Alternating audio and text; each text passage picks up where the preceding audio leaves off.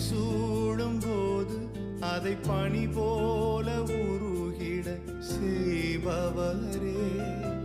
மலை போல துன்பம் என்னை சூடும் போது அதை பனி போல உருகிட செய்பவரே. கண்மணி போல் என்னை காப்பவரே.